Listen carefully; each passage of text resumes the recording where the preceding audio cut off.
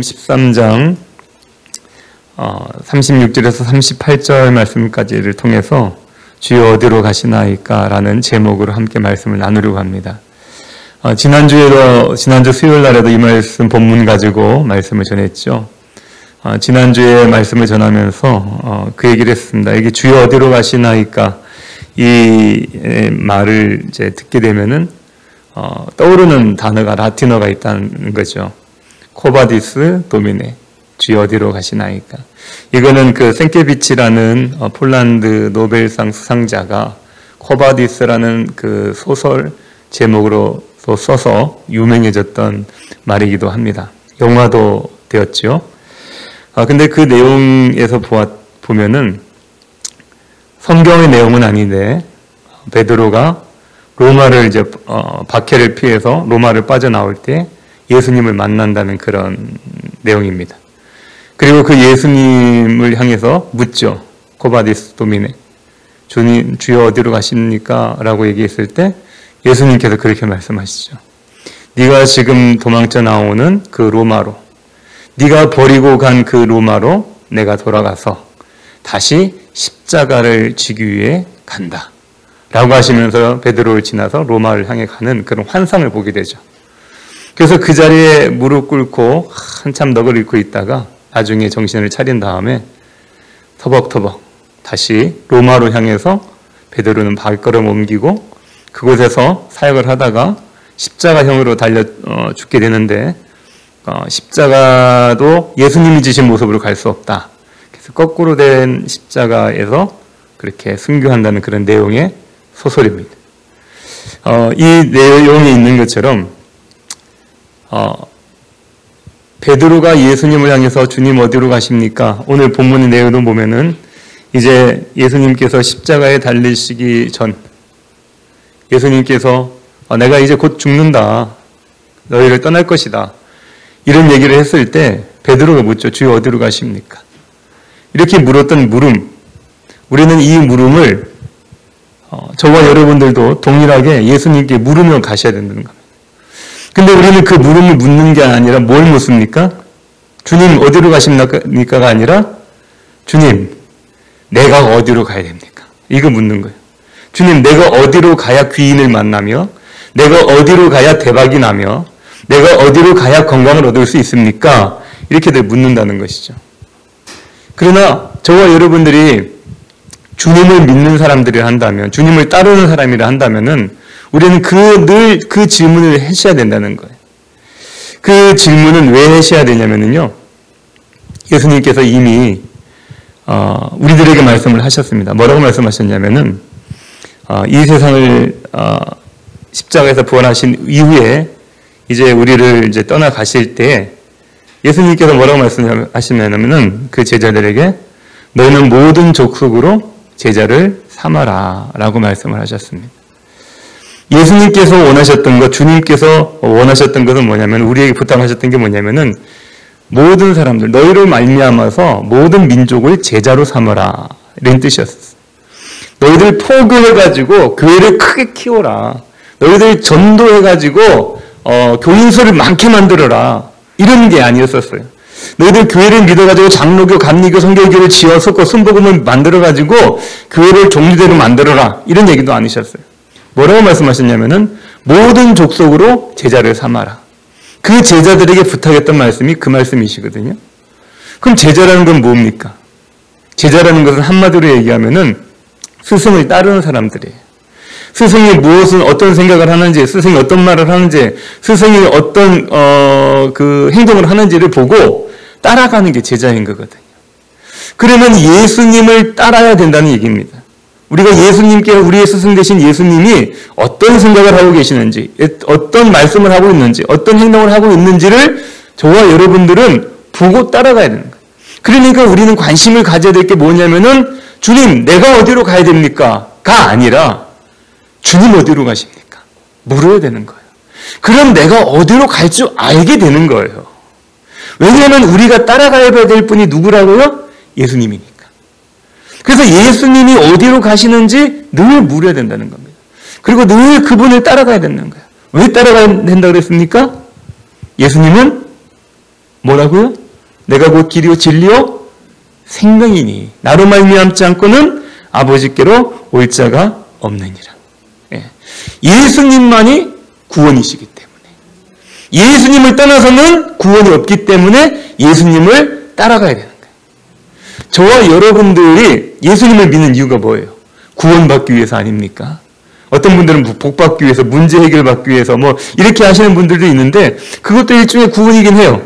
그러나 하나님 예수님께서 이 땅에서 병자도 고치시고 뭐 기적도 일으키시고 죽은 자도 살리시고 하셨어요.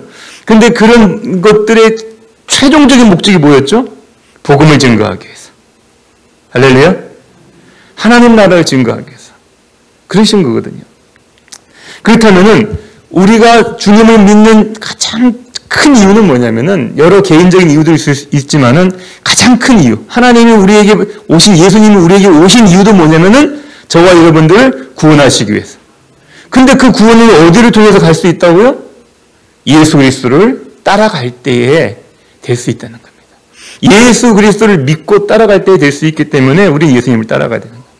두 번째로, 두 번째로 우리 예수님을 따라야 됩니까? 예수님께서 겟세마네 동산에서 기도하실 때 그런 기도하셨죠. 피땀을 흘리시면서 기도하시면서 아버지여 내 뜻대로 마옵시고 아버지의 뜻대로 하옵소서. 내 뜻은 예수님의 뜻은 뭐였었어요? 그 잔을 피하는 거였습니다. 그런데 아버지의 뜻은 뭐였었어요? 아버지의 뜻은 십자가를 지는 거였었어요. 자, 예수님의 뜻은 자기와 그 죽음이라는 그 고난이라는 그 십자가라는 고난을 피하는 것이 자신의 뜻이었지만은 하나님의 뜻이 죽음이라 한다면 내가 그 죽음의 길을 가겠습니다.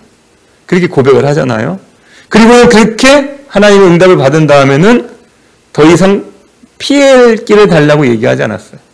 그 십자가의 길을 따라서 십자가에서 죽으심으로 말미암아 구원을 이뤘다는 것입니다. 자, 우리가 믿음으로 구원을 우리가 얻잖아요. 왜 예수님을 믿습니까? 예수님을 따릅니까? 구원을 받기 위해서요. 그럼 저와 여러분들이 구원 받았잖아요. 그럼 그걸로 끝인가요? 여러분 한번 생각해 보십시오. 우리가 왜 예수를 믿어요? 구원받기 위해서요. 근데 구원을 언제 받아요? 예수님 믿으면 받잖아요. 믿음으로 구원을 받는다고 배웠잖아요. 그럼 우리가 구원을 받았어요. 저와 여러분들이. 그러면 내가 구원 받았고 내가 천국 확증 받았으니까 나는 됐다. 그리고 내 마음대로 막 살면 됩니까? 아니죠. 그리스도인의 삶을 살아내야 되겠죠. 그리스도인의 삶이란 게 뭡니까? 내가 하고 싶은 대로 하는 것이 아니라 아버지의 뜻대로 살아가는 것, 그렇게 살아가는 거예요. 근데 그렇게 살아가는 것이 결국 무엇을 이루게 하는 것이냐면은 나의 구원으로 말미암아서 다른 사람들의 구원을 이루는 거예요. 하나님의 최종적인 목적이 무엇이냐면요. 저와 여러분들을 구원하신 목적이 무엇이냐면은 나로 말미암아 어떻게 하시려고요? 세상을 구원하시려고. 세상이 너무 크다 그러면은 나로 말미암아 누구를 구원하시려고요? 내 가족을 구원하시려고. 할렐루야. 왜 하나님이 아브라함을 선택하셨습니까? 너로 말미암아 온 민족이 뭘 얻으려고요? 복을 얻게 하려 함이라. 그 복이 뭐라고요? 그 복이 구원이잖아요. 자, 이렇게 얘기하면은 많은 분들이 그런 얘기 하죠. 아유, 내가 천국 가는 것까지 좋아요. 근데 나로 말미암아 다른 사람 구원을 이룬다고요? 나도 힘들어 죽겠어요. 나도 어려워요. 근데 어떻게 다른 사람 구원을 이룬다고 하는 것입니까? 하나님, 저희에게 하나님의 놀라운 그 위로와 기쁨을 좀 주십시오. 또 우리에게 짐을 지우지 말고 제발 이제 내가 구원 받았으니까 이 구원 가지고 좀 자유하며 살아갈 수 있게 해주십시오. 이런 생각들 가질 때가 참 많이 있을 것입니다. 그런데 만약 저와 여러분들이 내 구원 하나만 가지고 내가 다 신앙생활을 잘하고 있다라고 생각하시면은 잘못된 것이죠. 왜냐하면 신앙생활이라는 건 무엇이냐면요. 진정한 신앙생활이라는 건 무엇이냐면은 예수님을 따라가는 삶입니다. 근데 그 예수님이 어떻게 갔어요? 처음 시작은 말구유에서 태어나셔서 그 다음에 제자들과 함께 사역을 하셨죠. 그 다음엔 제일 마지막은 어디에서 끝납니까? 십자가의 죽음에서 끝나잖아요. 저와 여러분들이 예수님을 믿고 구원을 얻고 또 제자로서 살아간다면은 어디까지 가야 되는 것입니까? 죽음까지 가야 되는 거예요. 근데 우리는 그 죽음을 가는 걸 두려워해요. 내가 천국만 약속 받았으면 됐다 생각하는 겁니다. 그러나 그거는 반절짜리 신앙이에요. 반토막난 신앙입니다. 참된 신앙은 무엇이냐면은 내가 죽음에까지 나아가는 거죠. 죽음에까지 나아간다는 것은 무엇이냐면요, 바로 하나님의 말씀대로 이 세상에 구원을 이루는 일을 우리가 감당해야 된다는 것입니다.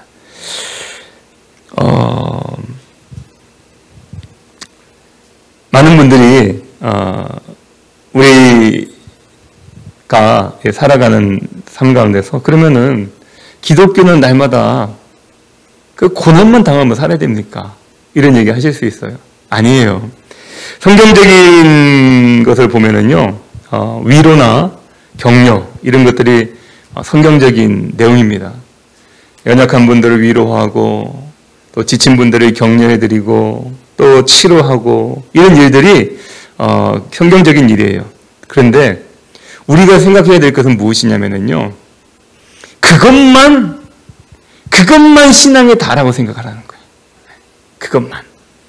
내가 예수 믿으면 하나님한테 위로받고, 내가 예수 믿으면 하나님께 내 기도 응답해주고, 내가 예수 믿으면 하나님께 나를 격려해주는 것, 이것이 신앙생활의 다라고 생각한다는 것이죠. 근데 다가 아니라 그것도 맞는 것이지만은 정말 신앙생활의 다는 무엇이냐면요, 내가 구원받는 것뿐만 아니라 그 다음에 하나님께서 우리에게 주셨던 구원, 나를 통한 다른 사람들 구원을 주시는 주님의 뜻을 이루는 것, 예수님처럼. 그것이 바로 신앙생활이라는 것입니다. 근데 오늘 지난주에 이 얘기를 나눴었어요. 여기까지. 기억나십니까? 요약 잘했죠? 아직 이해가 새롭게 들리는 말씀입니까? 설교입니까? 지난주에 했던 내용입니다.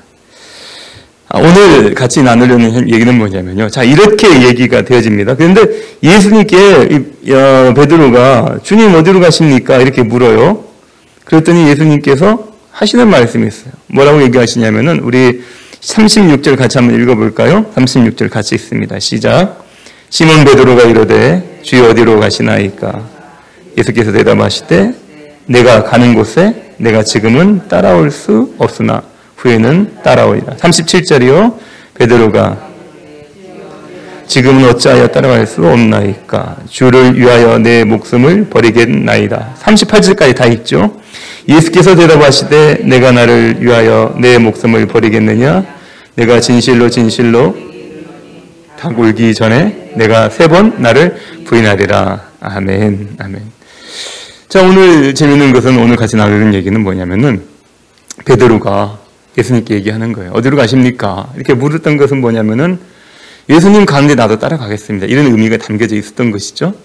그랬더니 예수님께서 하시는 말씀이 뭐라고 하시냐면은 내가 가는 곳에 너는 못 와. 이 얘기 하시는 거예요. 너는 못 와. 이 얘기를 합니다. 그랬더니 베드로가 깜짝 놀랐어요. 깜짝 놀라면서 다시 반문을 합니다. 37절 보니까 주님, 왜 내가 못 갑니까? 내가 주님을 위해서 죽을 각오가 되어 있습니다. 이 얘기를 하는 겁니다. 내가 목숨을 버리겠습니다. 이렇게 얘기를 하는 거죠.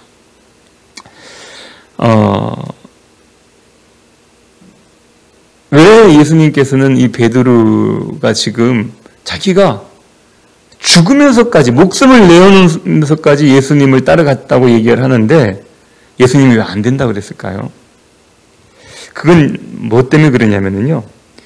우리 38절에 보시면 그 이유가 나옵니다. 38절 다시 한번 읽어볼까요? 38절 시작.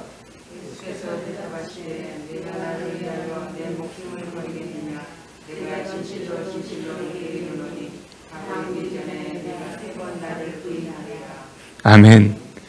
예수님께서 베드로가 넌 나를 못 따라온다 지금 이 얘기를 하신 이유는 뭐냐면요.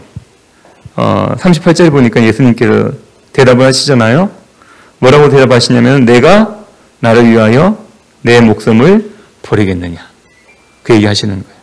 다시 말씀드리면은 너 나를 위해서 죽을 수 있어? 이 얘기하는 거죠. 나를 위해서 죽을 수 있어? 근데 그 앞에 분명히 37절에서 얘기했잖아요. 내가 죽겠습니다. 이 얘기를 했습니다. 그런데 예수님이 보실 때는 안 된다는 거예요. 너 안 돼. 너 말은 그렇게 했는데 너 나 못 따라와. 이 얘기하는 겁니다. 왜 그랬을까요? 왜냐하면은 예수님이 베드로를 보았을 때는요. 그 베드로가 아직도 자기 자신이 살아있었기 때문에 그래요.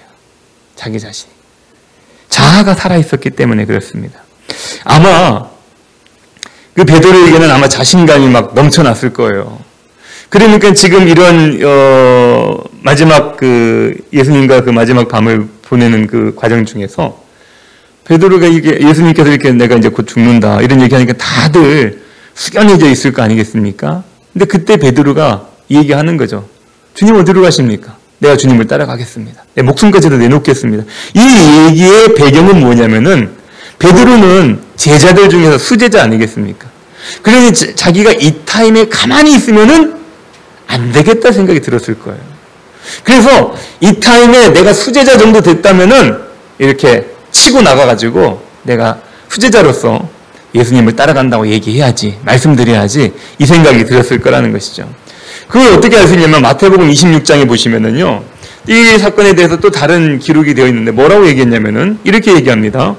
다 주를 버릴지라도 나는 언제든지 버리지 않겠나이다. 이제 이런 얘기를 해요. 베드로가. 그 얘기는 뭡니까? 예수님 제자들이 이렇게 12명이 있어요. 예수님의 제자 12명이 있지만은 이 12명 중에서 내가 수제자입니다. 이 얘기하는 거예요. 다른 사람이 다 예수님을 버린다 할지라도 예수님 저 모르세요? 나는 수제자예요. 나는 절대 예수님 버리지 않겠습니다. 이 얘기하는 것입니다. 아주 자신감이 넘쳐 있는 그런 모습이죠. 이 모습을 우리들이 볼 때는 야 정말 수제자는 다르구나 이런 생각을 할 수가 있겠죠. 그러나 예수님이 보실 때는요. 예수님이 보실 때는 스스로 이 베드로가 나는 실격자입니다 라고 그렇게 얘기하는 입증하는 그런 행동에 불과했다는 것입니다. 왜냐하면 아직도 자기가 살아있어요. 아직도 자기 의의가 살아있어요. 나 정도면 되면은 예수님 따를 수 있다는 그런 생각이 그 마음속에 있었다는 것입니다. 그러나 내 의의를 가지고는 절대로 예수님을 따라가지 못하는 거예요. 예수님께서 38절에 보니까 이런 말씀 하시잖아요. 내가 나를 3번 부인하리라 이렇게 얘기합니다. 한 번도 아니고요. 2번도 아니고 3번 부인하는 겁니다. 이 3번 부인한다는 것은 완전 부인이에요. 완전 부인. 그래서 이 베드로가 왜 그가 부인할까요? 왜 예수님을 부인하게 됩니까? 예수님이 잡혀간 대제사장의 뜰에 가가지고 그곳에 있던 다른 사람들에 의해서 지금 예수님이 잡혀가지고 신문을 받고 심판을 받고 있는 그 상황 속에서 어떤 형벌이 주어질지 모르는 상황 속에서 베드로도 너도 같은 편 아니냐? 너도 저렇게 저 예수와 함께 같이 서 있어야 되는 거 아니냐? 이렇게 사람들이 얘기했었어요. 너 같은 당이잖아. 이렇게 얘기를 했을 때 베드로는 아니라고 얘기를 한 거예요.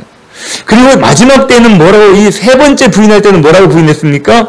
저 예수라는 사람은 저주를 받아 마땅한 사람이다. 이렇게 얘기를 하면서 예수님을 부인했습니다. 그 얘기는 뭐냐면 결국 자신은 살고 싶다는 거예요. 살고 싶다. 말로는 내가 예수님을 위해서 죽겠습니다라고 얘기했지만은 사실은 자기가 살기 위한 것들을 먼저 중요하게 생각했다는 것입니다. 어떤 분이 기독교의 가장 큰 이단이 있다고 그럽니다. 기독교를 상대하는 가장 큰 이단이 있는데 그것은 기독교적 인본주의다라고 얘기를 했습니다. 기독교적 인본주의라는 건 뭐냐면요.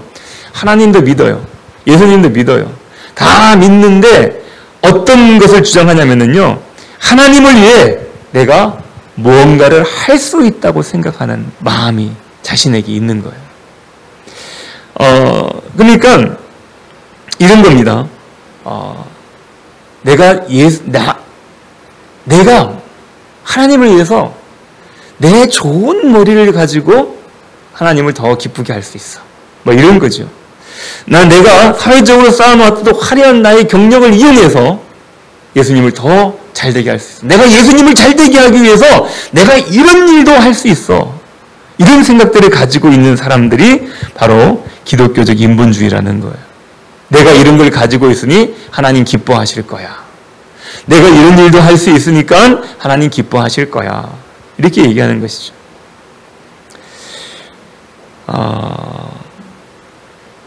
주님은 내가 가지고 있는 지식과 내가 가지고 있는 배경과 내가 가지고 있는 어떤 다른 것들, 부와 건강들을 가지고 하나님을 기쁘시게 할 수도 있다고 생각하는 사람들을 향해서 뭐라고 얘기하시냐면은 안 돼. 너는 날 따라올 수 없어. 이런 얘기를 하시는 거예요. 저는 이 말씀을 준비하면서 옛날 저의 어린 적 생각이 났습니다. 제가 처음 꿈속에서 하나님을 만났던 적이 있었죠. 그때가 고등학교 2학년 때인가 그랬었습니다. 그때 저희 어머님은 제가 다니던 교회에 철야 예배가 없었어요. 이상하게 그때 저희 목사님은 철야 예배를 하지 않으셨습니다. 그래서 저희 어머님은 기도원으로 철야 예배를 드리러 가는 거예요. 근데 제가 막내예요. 저의 위에 형제들은 다 저보다 나이가 좀 많아가지고 이미 다 출가를 하고 집이 텅텅 비어있고 저만 나와 있는 상황이었었습니다. 그래서 어머니가 혼자 기도원을 가는데 뭐 벌써 오래된 일이잖아요. 그러니까 그때는 뭐 차편도 그렇게 녹록지 않았고 그랬습니다. 그래서 제가 어머니와 함께 가면은 이제 새벽에 새벽까지 옛날에 기도원 철야는 새벽까지 하잖아요. 그러면 2시, 3시 끝나면 집에 내려오면 4시 이렇게 되는데 그때까지 어머니를 혼자 밤에 이렇게 왔다 갔다 하게 둘 수가 없지 않습니까? 제가 효자잖아요. 그렇게 안 보이시나 보네요. 예. 그래서 어머니를 혼자 보낼 수가 없어가지고 제가 같이 이렇게 따라다녔었습니다. 예, 따라다녀서 갔는데 거기가 이제 그 기도원이 무학산 기도원이라고 마산에 물 좋은 마산에 있는 무학산 기도원. 거기가 가면 십자바위가 있는데 아주 유명합니다. 신령한 바위가 있어요. 그 바위는 주기철 목사님이 기도를 했는데 십자로 딱 잘라졌다 그래가지고 십자바위입니다. 저도 고등학교 때 엄청 올라와서 기도해서 능력이 아직 덜 온 것 같아요. 많이 했는데도 불구하고 이제 거기를 다녔는데 산 높이 있어요.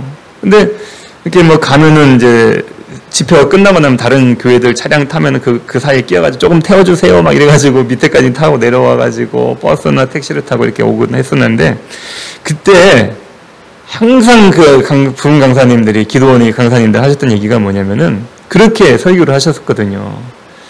너희 당신들의 몸을 드려라. 그래서 하나님께 뭘 달라고 기도하지 말고 뭘 드릴 것인가를 막 구하라 이런 얘기를 했었어요. 그래서 제가 그렇게 기도했었습니다. 제 기도 제목이 그랬어요. 하나님, 제가 주님을 위해서 뭘 할까요? 이거 했었어요. 하나님을 위해서 뭘 할까요? 이렇게 굉장히 제가 고등학교 때부터 열심히 특심해가지고 이런 기도를 했는데 꿈속에서 선명하게 들었던 대답이 있습니다. 하나님의 음성이에요. 너는 아직 멀었다. 너는 아직 멀었다. 이거 확실하게 들었다니까요. 그래서 깜짝 놀랐어요. 왜 그랬을까? 그래서 저는 이 말씀을 준비하면서 깨달았어요. 주님의 길은 내가 할 수 있는 게 아닌 거예요.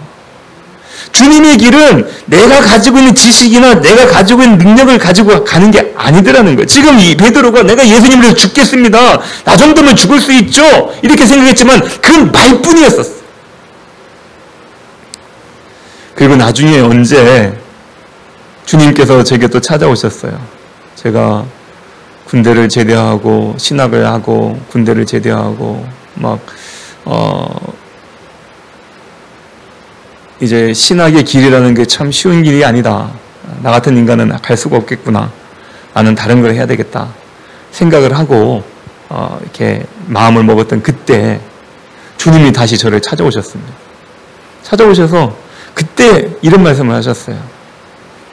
나를 좀 도와다오. 이런 말씀을 하셨어요. 네. 제가 주님을 위해서 뭘 할까요? 기도할 때는 야, 너 아직 멀었다. 이러시더니 내가 하나님 나 못하겠어요. 아유, 나 이거 아무리 계산 이게 두들겨 봐도 계산이 안 나와요. 못하겠습니다. 나 이런 거 저 말고 다른 사람 시키세요. 그리고 제가 이 모든 것을 내려놓으려고 할 때 주님이 찾아오셔서 나를 도와달라고 말씀을 하셨거든요. 잠언서 28장에 보면 이런 말씀이 있습니다. 자기 마음을 믿는 자는 미련한 자다 라는 말이 있어요. 자기가 잘난 사람이라고 자기 마음을 은근히 기대하고 믿는 사람들은 미련한 사람이라는 거예요. 고린도전서 10장에 보면 이런 말씀이 있죠. 그런즉 선줄로 생각하는 자는 넘어질까 조심하라. 여러분, 저와 여러분들에게 이런 문제가 없는지 한번 생각을 해보십시오. 베드로는 예수님을 위해서 죽겠다고 했습니다. 그런데 예수님 너 안 된다고 얘기하셨어요. 그 이유는 뭐냐면은 아직도 내 자아가 살아있었기 때문인 겁니다.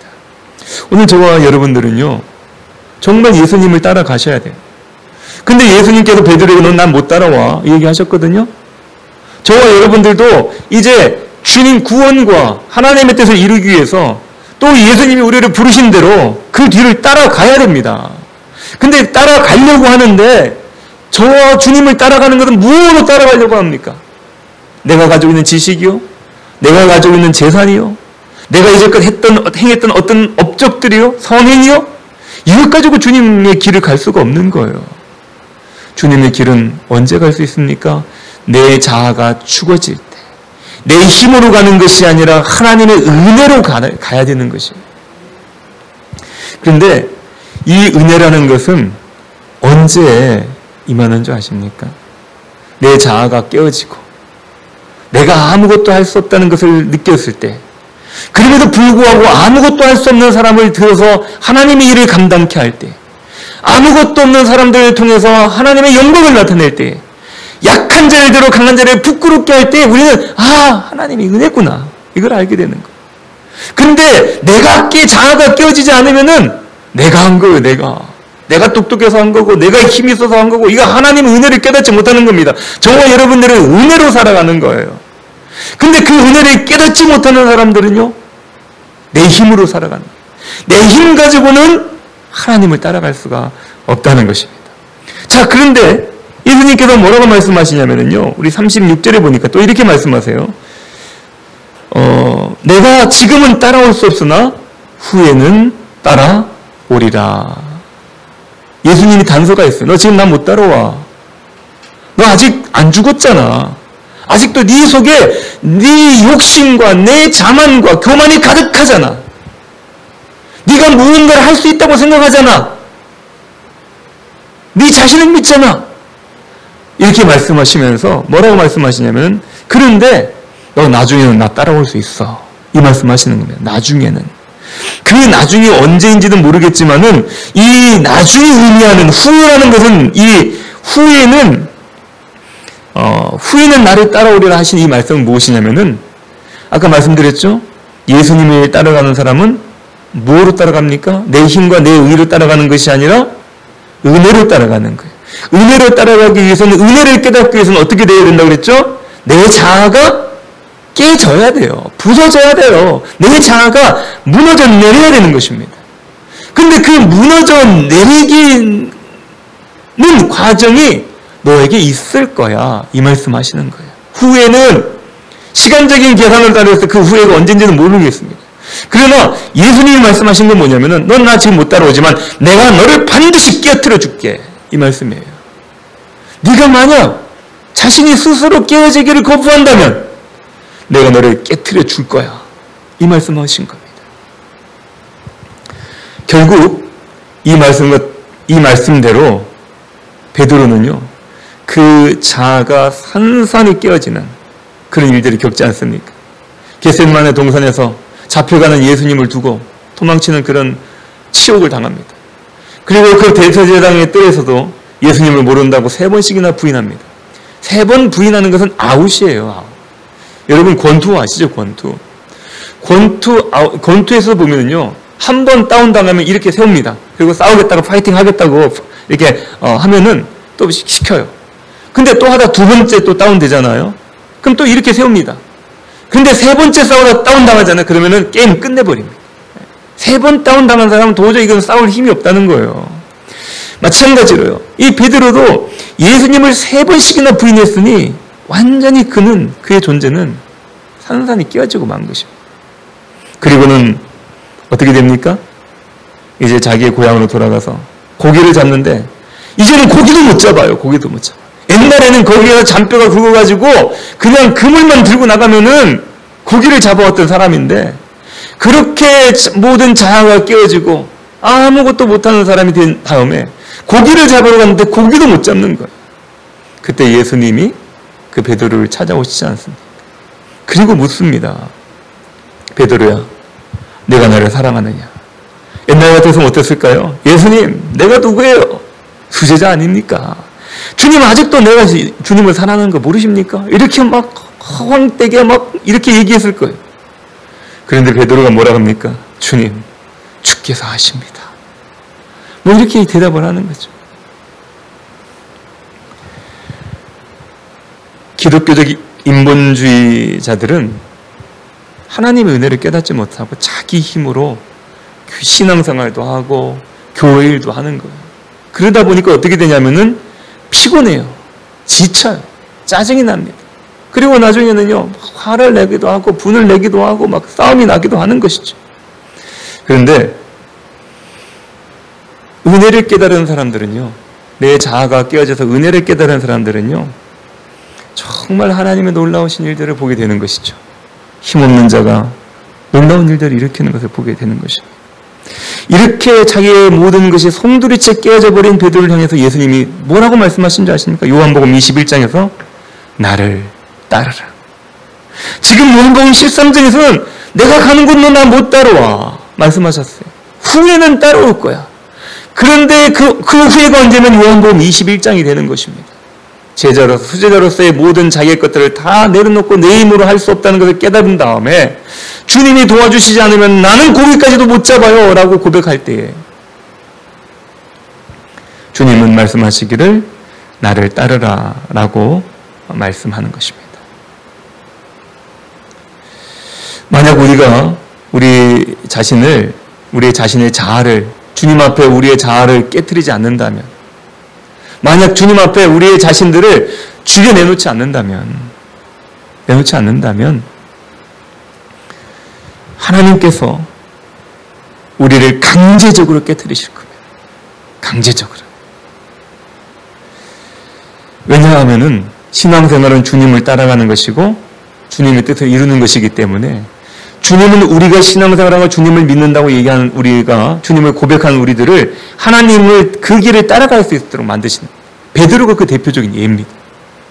그 자신이 깨어지지 않으니까 주님은 그 과정들을 통해서 완전히 깨어진 다음에 주님을 따르는 사람으로 만드신 거예요. 지혜로운 것은 바라기는 무엇이냐면요, 저와 여러분들이 하나님이 우리를 깨트리시기 전에 우리 스스로 주님 앞에 내 자아를 내어놓는 그런 분들이 되시기를 바랍니다. 우리가 이 코로나의 한파를 겪고 있습니다. 이 코로나의 한파를 겪으면서 얼마나 많은 어려움들이 있는지 모릅니다. 참, 이 코로나 상황과 함께 찾아온 경제적인 위기예요. 사람들은 교회가 문을 닫고 예배를 드리지 못했을 때에 다들 아무렇지도 않은 것 같았죠. 한 달이고 두 달이고 예배를 드리지 못했을 때 아무도 여기에 대해서는 말을 하지 않았습니다. 그런데 이제는 자신들의 식당이 문을 닫고 커피숍이 문을 닫고 학원이 문을 닫으니까 자신들도 이제 어려운 거죠. 그렇게 매일같이 수입이 둘이 있어야 될 사람들이 없으니까 어려움을 이제 알고 있는 것이죠. 경제적인 위기를 당했다고 어떤 분들은 생명을 끊기도 했답니다. 그리고 이 일들로 인하여서 가족 간의 관계가 깨어지기 시작했고 스트레스로 인하여서 굉장히 정신적인 어려움을 겪는 분들이 참 많이 있다고 합니다. 너무나도 안타까운 현실이고 사실입니다. 그러나 우리가 이러한 가운데 잊지 말아야 될 게 있어요. 한 가지 잊지 말아야 될 게 있습니다. 그것은 뭐냐면은 저와 여러분들은 예수님을 믿고 하나님의 자녀가 된 사람들이라는 사실이죠. 하나님의 자녀입니다. 믿으십니까? 하나님은 어떤 분이십니까? 하나님은 모든 것을 만드시고 모든 것을 이뤄내시는, 하나님은 하시지 못할 일이 하나도 없는 분이 바로 우리의 하나님이십니다. 그러면 우리는 이러한 위기 앞에서 슬퍼하거나 한탄만 하고 있을 것이 아니라 이 상황 가운데서 우리는 우리 자신들을 한번 돌아봐야 돼요. 돌아봐야 됩니다. 왜 이런 일들이 우리에게 왔을까? 어떨 것 같아요? 예수님께서 그렇게 얘기하셨습니다. 베드로에게. 예수님과 함께 3년 동안 있었던 제자였어요. 그에게 지금은 나 따라오지 못해 라고 말씀하셨습니다. 우리 한국교회가, 아니 전 세계가 하나님으로 정말 하나님처럼 되었을까요? 정말 교회를 교회처럼 섬겨왔을까요? 정말 믿음 생활을 믿음대로 그렇게 해왔을까요? 목회자들도 하나님의 말씀에서 너무 멀어진, 동떨어진, 자신의 배를 불리는, 건물을 늘리는 데만 치중되어 있는, 그리고 큰 교회를 만드는 것이 목회자의 최종 목적인 것처럼 그렇게 살아왔던 것들이, 그리고 그렇게 그것을 자랑했던 것들이 우리 교회 목회자들 아닙니다. 뿐만 아니라 목회자만 그런가요? 신앙생활을 오래 하셨다는 분들도 하나님이 주시는 이런저런 축복을 받아서 너무나도 신나게 살았죠. 그러면서 주님 어디로 가십니까? 묻는 게 아니라 주님 나 어디로 가야 됩니까? 어디로 가야 돈 덜 벌까요? 어디로 가야 더 이렇게 풍성해질까요? 이런 얘기하면서 정신없이 살아왔던 시간들이 있었다는 것이죠. 그런데 주님은 지금 우리의 발을 멈추게 합니다. 철저하게 깨어지게 하고 있는 거예요. 만약 지금 어려움을 당하는 건 너무나도 안타깝습니다. 잘 됐다는 얘기 아니에요. 그 어려움은, 성도님의 어려움은 교회의 어려움이기도 하고, 교회의 어려움은 저희 가정의 어려움이기도 한 거예요. 다 잘 압니다. 저도 역시 당하고 있는 그런 어려움이니까요. 그러나 이 어려움 가운데서 우리가 한탄만 하고 절망하고 있을 것이 아니라 이 어려움 가운데서 하나님이 원하시는 것이 무엇인가를 한번 생각해 보자는 것입니다. 영적인 눈을 통해서 내 자녀들이 아주 좋은 대학에 가고 어느 훌륭한 직장에 가고 막 이렇게 하는 것이 정말 복된 것일까요? 아니면 우리의 가족들이 하나님 앞에 구원받고 그들이 하나님 앞에서 다시 한번 멈추며 주님 앞에 무릎 꿇는 일들이 일어나는 것이 더 복된 것일까요? 만약 여러분들이 전자를 택한다면 아직도 저와 여러분들은 내 자아가 죽지 않은 사람들입니다. 주님을 따른다고 한다면 내 자아를 죽여야 됩니다. 주님을 따른다 그러면은 고바디스라는 그 소설에서 베드로가 로마로 돌아가 순교하는 그 내용처럼 예수님께서 아브라함에게 이삭을 바치라고 했을 때 그 이삭을 바치는 흉내만 낸 게 아니었잖아요. 정말 이삭을 죽이려고 작정을 하지 않았었습니까? 근데 아브라함이 이삭을 죽이는 게 마음이 편했겠습니까? 100세 때 얻은 아들이 100세 때 얼마나 귀엽고 얼마나 이쁘고 또 하나님한테 받았으니 얼마나 특별한 아이겠습니까? 근데 그 아이를 죽여야 된다니 얼마나 힘들겠어요. 그럼에도 불구하고 그는 만약 그것이 주님의 뜻이라 한다면 그 아이를 주님 앞에 드릴 수 있다라고 생각을 하며 나아갔다는 것이죠. 그랬더니 하나님께서 그 가정을 다 살리셨어요. 여러분, 이 어려움의 시대에 어렵고 힘들지만 하나님이 나를 영적으로 깨우기 위해서 내 자아를 깨트리시기 위해서 주님이 이 시간을 주셨다고 한번 생각해 보시기를, 그거에 대해서 한번 질문을 던져보십시오. 여러분의 이 시대에 우리가 한참 어려운 때에 나가서 외치면 될 줄 알았지 않았습니까? 모여서 외치면 될 줄 알았지 않았습니까? 근데 된 게 뭐가 있나요? 아무것도 없잖아요. 이 상황에서 우리가 할 수 있는 게 뭡니까? 다른 정당들이 반대 정당에서 뭘 한다고 해서 뭐가 될 것 같습니까? 안 되잖아요. 지금 코로나로 인해서 이 코로나의 이 두려움에서 어떻게 해결할 수 있습니까? 우리가 그 백신이나 어떤 치료약을 만들거나 가져올 수도 없지 않습니까? 주님이 그 일들을 해주셔야 돼요. 주님밖에 없습니다. 성경은 이렇게 얘기합니다. 시편 119편에 보니 고난당하기 전에는 내가 그릇 행하였더니 이제는 주의 말씀을 지키나이다. 고난당하는 것이 내게 유익이라 이로 인하여 내가 주의 율례를 배우게 되었나이다. 히브리서 12장에 무릇 징계가 당시에는 즐거워 보이지 않고 슬퍼 보이나 후에 그로 말미암아 연단한 자에게는 의의 평강한 열매를 맺느니라. 우리가 세상에서 성공하는 것, 잘 먹고 잘 사는 것 중요합니다. 그리고 저와 여러분들이, 그리스도인들이 세상에서 성공해야 됩니다. 하나님께서 물질적으로 축복 주시는 분들에게는요, 이 재산을 모으는 것도 굉장히 중요합니다. 그리고 우리의 자녀들을 잘 키워서 사람들 앞에 자랑스럽게 내놓는 것, 그것도 너무나도 중요합니다. 그리고 우리의 건강을 돌보는 것도 중요해요. 그리고 노년에 어떻게 살 것인가, 편안한 일들을 편안한 걸 위해서 준비하는 것, 이것도 중요한 거예요. 절대 그런 것들이 나쁜 것은 아닙니다. 그러나 우리가 꼭 생각해야 될 게 있습니다.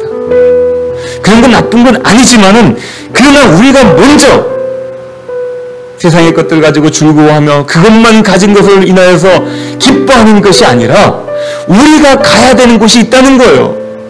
우리는 늘 얘기하지 않았습니까? 우리가 가야 될 그곳 본향, 하나님 나라, 그 하나님 나라 가는 것이 우리의 최종 목적인데도 불구하고 그 나라는 잊어버리고 자꾸만 이 땅에 있는 삶을 가지고 하나님을 판단하려고 한다는 거예요. 가룟 유다에 대한 말씀드렸잖아요.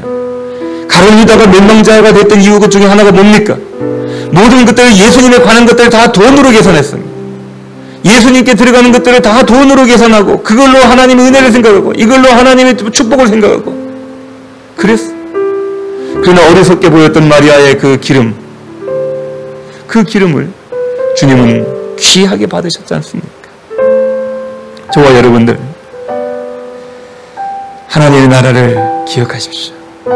하나님의 뜻을 위해서 십자가의 길을 걸어가시셔야 됩니다. 그리고 저와 여러분들이 주님 앞에서 하나님의 뜻을 생각하며 구원을 구하고, 그리고 구원받은 우리들이 하나님의 뜻을 이루기 위해서 어디로 가야 되는지, 주님이 어디로 가셨는지를 묻는 저와 여러분들이 다 되셔야 될 줄로 믿습니다.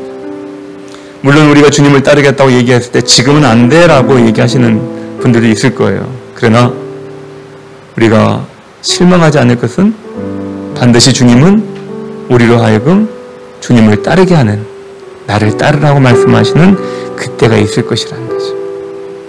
우리 시온성교회 성도님들, 이 성전에서 20명 이하만 예배를 드릴 수 있기에, 원래 수요일 날은 많이 오시지 않았어요.